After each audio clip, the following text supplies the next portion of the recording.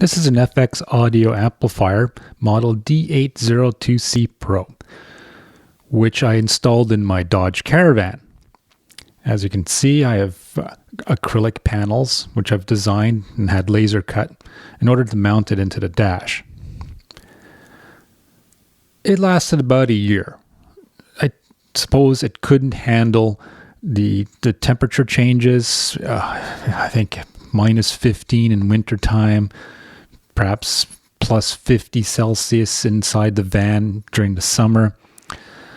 Also, it's mounted near the ventilation ports, and so it gets cold air from the air conditioning and hot air when the heat is on.